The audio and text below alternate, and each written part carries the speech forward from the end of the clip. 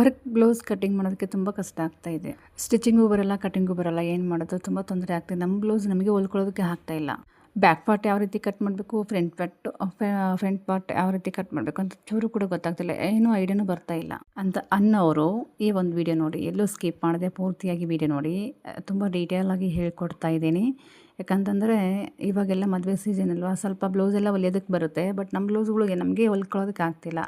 ಈ ರೀತಿ ವರ್ಕ್ ಮಾಡಿಸಿದ್ವಿ ಮತ್ತು ಬೇರೆಯವ್ರ ಕೈಯೆಲ್ಲ ಕೊಡಬೇಕಾಗತ್ತೆ, ಸ್ಟಿಚಿಂಗ್ ಮಾಡಿಕೊಡಿ ಅಂತಂದ್ಬಿಟ್ಟು ಅಂತ ಅನ್ನೋರು ಈ ಒಂದು ವಿಡಿಯೋ ನೋಡಿ. ಯಾಕಂತಂದರೆ ಇನ್ನು ಮದುವೆ ಸೀಸನ್ ಸ್ಟಾರ್ಟ್ ಆಯ್ತಲ್ವಾ, ನಮ್ಮ ಬ್ಲೌಸ್ಗಳು ನಾವು ಹೊಲ್ಕೋಬೇಕು ಅಂತಂದರೆ ಈ ಥರದ್ದು ಮೆಥಡನ್ನು ನಾವು ಫಾಲೋ ಮಾಡಬೇಕಾಗುತ್ತೆ.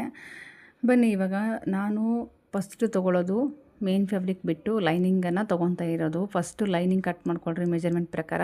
ಅದಾದ ನಂತರ ನಮಗೆ ಮೇನ್ ಫ್ಯಾಬ್ರಿಕ್ ಕಟ್ ಮಾಡ್ಕೊಂಡ್ರೆ ಮುಗೀತು. ಫಸ್ಟು ನಾನಿಲ್ಲಿ ಲೈನಿಂಗನ್ನು ಮೆಜರ್ಮೆಂಟ್ ಪ್ರಕಾರ ಕಟ್ ಮಾಡ್ಕೊತಾ ಇದ್ದೀನಿ. ಇದು ಚೆಸ್ಟ್ ಬಂದು 9.5 ಚೆಸ್ಟ್ ಬರುತ್ತೆ ಒಂದು ಸೈಡು. ಈ ರೀತಿ ಮಾರ್ಕ್ ಮಾಡ್ಕೊಂಡಾದಮೇಲೆ ಕೆಳಗಡೆ 1 ಇಂಚ್ಗೆ ಬಿಟ್ಕೊಂಬಿಡಿ, ಯಾಕಂತಂದರೆ ಫೋಲ್ಡಿಂಗಿಗೆ ಹೋಗುತ್ತೆ. ಅವ್ರದ್ದು ರೆಡಿ ಬಂದು 13.5 ಇಂಚಿದೆ, ಪ್ಲಸ್ 1 ಇಂಚು 14 ಇಂಚ್ಗೆ ನಾನು ತೊಗೊತಾ ಇರೋದು. ಯಾಕಂದರೆ 1/2 ಇಂಚ್ ಮೇಲೆ ಶೋಲ್ಡ್ರಿಗೆ ಹೋಗುತ್ತೆ ಅಲ್ವಾ, ಅದಕ್ಕೋಸ್ಕರ. ಇದು ಲೈನಿಂಗ್ ಬ್ಲೌಸ್ ಅಲ್ವಾ, 1 ಇಂಚ್ ಎಕ್ಸ್ಟ್ರಾ ತೊಗೊಂಡ್ರೆ ಸಾಕಾಗತ್ತೆ. ಇವಾಗ ಶೋಲ್ಡ್ರನ್ನು ಯಾವ ರೀತಿ ಕಟ್ ಮಾಡಬೇಕು ಅಂತ ಅನ್ನೋದಾದರೆ ತುಂಬ ಈಸಿಯಾಗಿ ಈ ಮೆಥಡ್ ಫಾಲೋ ಮಾಡಿದರೆ ಅಂತಂದರೆ ತುಂಬ ಚೆನ್ನಾಗಿ ಬರುತ್ತೆ ಬ್ಲೌಸ್ ವರ್ಕು, ಬ್ಲೌಸ್ ಡಿಸೈನ್ ಆದ್ರೂ. ಸಾರಿ, ನಾನಿಲ್ಲಿ 5 ಇಂಚು ಶೋಲ್ಡ್ರ್ ತೊಗೊತಾ ಇದ್ದೀನಿ. 5.5 ಇಂಚ್ ಆಗುವಷ್ಟು ನಾನು ಹಾರ್ಮೋಲ್ ತೊಗೊತಾ ಇದ್ದೀನಿ. 5.5 ಇಂಚು ಹಾರ್ಮೋಲು, ಶೋಲ್ಡ್ರು 5 ಇಂಚು ಈ ರೀತಿ ತೊಗೊಂಡು ಇಲ್ಲಿ ಬಗಲ ಹತ್ರ ನಮಗೆ ಸ್ವಲ್ಪ, ನಮ್ಮ ಕವಿತವರಿಗೆ ಸ್ವಲ್ಪ ಕನ್ಫ್ಯೂಸನ್ ಇದೆ.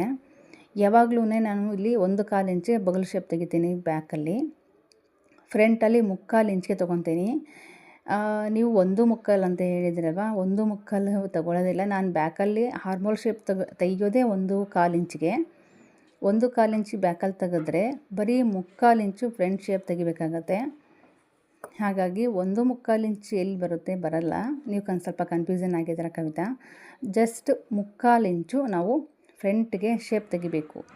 3/4 ಇಂಚಿಗೆ ತೊಗೊಂಡ್ರೆ ನಮಗೆ ಫಿಟ್ಟಿಂಗು ಸ್ವಲ್ಪ ಕುಪ್ಪೆ ಬರೋದಾಗಲಿ ಯಾವ ರೀತಿ ಏನೂ ಬರೋದಿಲ್ಲ.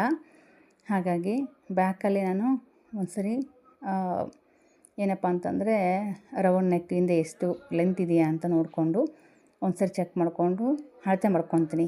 ಇಷ್ಟೇ ನಾನಿಲ್ಲಿ ಹರಿ ವರ್ಕ್ ಬ್ಲೌಸ್ಗಳಿಗೆ, ಅಂದರೆ ಯಾವುದೇ ಒಂದು ಬ್ಲೌಸ್ ವರ್ಕ್ ಬಂತು ಅಂತಂದರೆ ಜಸ್ಟ್ ಹಾರ್ಮೋಲು ಶೋಲ್ಡ್ರನ್ನು ನೀವು ಕಟ್ ಮಾಡಿ ಎತ್ತಿಟ್ಕೊಂಡಿರಿ. ಅದಾದ ನಂತರ ನೀವು ಮೇನ್ ಫ್ಯಾಬ್ರಿಕ್ ಇಟ್ಬಿಟ್ಟು ಕಟ್ಟಿಂಗ್ ಮಾಡೋದ್ರಿಂದ ತುಂಬ ಚೆನ್ನಾಗಿ ಬರುತ್ತೆ ಬ್ಲೌಸು. ಸ್ವಲ್ಪ ತುಂಬ ಬ್ರಾಡ್ ಆಗುತ್ತೆ ಅಂದರೆ ಮೇನ್ ಫ್ಯಾಬ್ರಿಕಲ್ಲೇ ನಾವು ಸ್ವಲ್ಪ ಅಡ್ಜಸ್ಟ್ಮೆಂಟ್ ಮಾಡಿಕೊಂಡು ಹೊಲಿಬೇಕಾಗುತ್ತೆ. ಇಲ್ಲಿ ಯಾವುದೇ ರೀತಿ ಬ್ರಾಡ್ ಆಗಲ್ಲ, ಕರೆಕ್ಟಾಗಿದೆ ಅಳತೆ ಬ್ಲೌಸು. ಮತ್ತು ಅವರು ಅಳತೆ ಕೊಟ್ಟಿರುವಂಥ ಒಂದು ವರ್ಕ್ ಬ್ಲೌಸು ಮತ್ತು ಅಳತೆ ಬ್ಲೌಸು ಕೂಡ ಕರೆಕ್ಟಾಗಿರೋದ್ರಿಂದ ಈ ರೀತಿ ಯಾವುದೇ ರೀತಿ ಶೋಲ್ಡರ್ ಡ್ರಾಪ್ ಅನ್ನೋದು ಆ ರೀತಿ ಏನೂ ಆಗಲ್ಲ.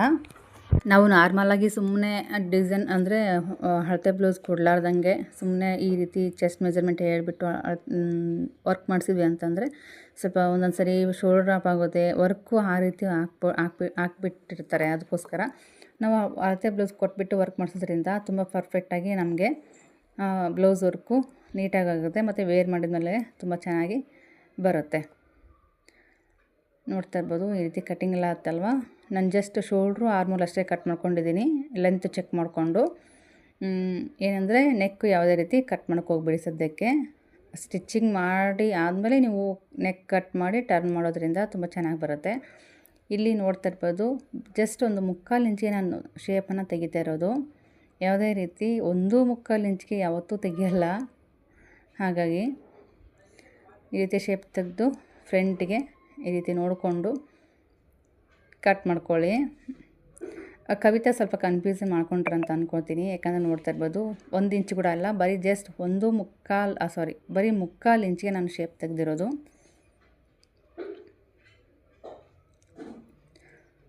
Frontal shape ತೆಗಿಲೇಬೇಕು.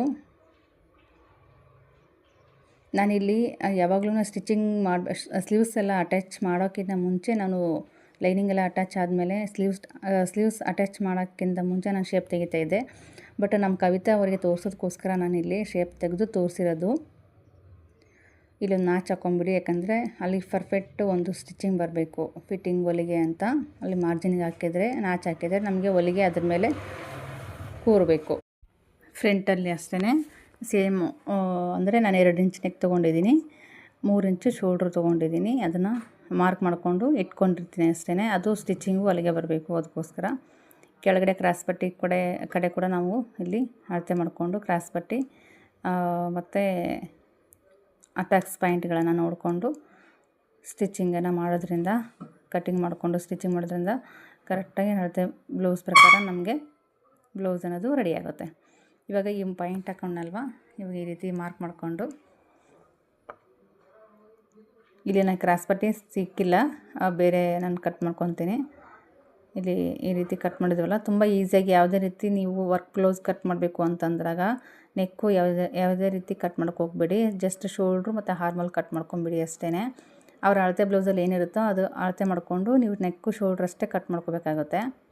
ಅದಾದ ನಂತರ ನಾವು ನೆಕ್ಕು ಸ್ಟಿಚಿಂಗ್ ಮಾಡಬೇಕು. ಫಸ್ಟು ಮೇನ್ ಫ್ಯಾಬ್ರಿಕ್ಕಿಗೂ ಮತ್ತು ಲೈನಿಂಗಿಗೂ ಸ್ಟಿಚಿಂಗ್ ಮಾಡಬೇಕಾದ್ರೆ ಮಾಡಿ ಆದಮೇಲೆ ಏನೇನು ಟರ್ನ್ ಮಾಡಬೇಕಲ್ವ, ಆವಾಗ ನಾವು ನೆಕ್ಕನ್ನು ಕಟ್ ಮಾಡ್ಕೋಬೇಕಾಗುತ್ತೆ. ಸ್ಟಿಚಿಂಗ್ ವಿಡಿಯೋ ಶೇರ್ ಮಾಡೋದಾದರೆ ಮಾಡ್ತೀನಿ ಖಂಡಿತವಾಗ್ಲೂ.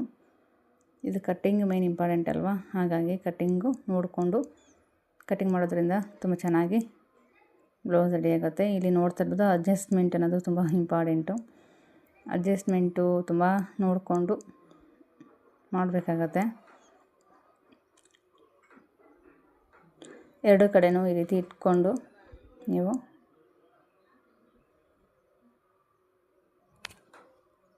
ಕಟ್ ಮಾಡೋದ್ರಿಂದ ಚೆನ್ನಾಗಿ ಕೂರುತ್ತೆ.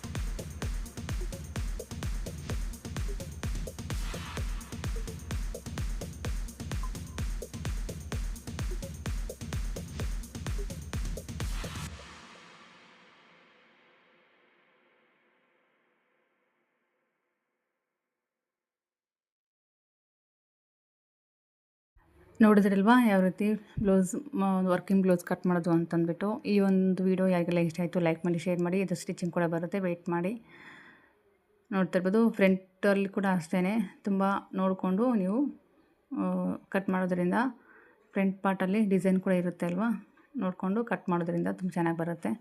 ಓಕೆ ಸ್ನೇಹಿತರೆ, ಇವತ್ತಿನ ಒಂದು ವಿಡಿಯೋ ಇದಾಗಿರುತ್ತೆ. ಯಾರಿಗೆಲ್ಲ ಇಷ್ಟ ಆಯಿತು ಲೈಕ್ ಮಾಡಿ, ಶೇರ್ ಮಾಡಿ. Thank you for watching.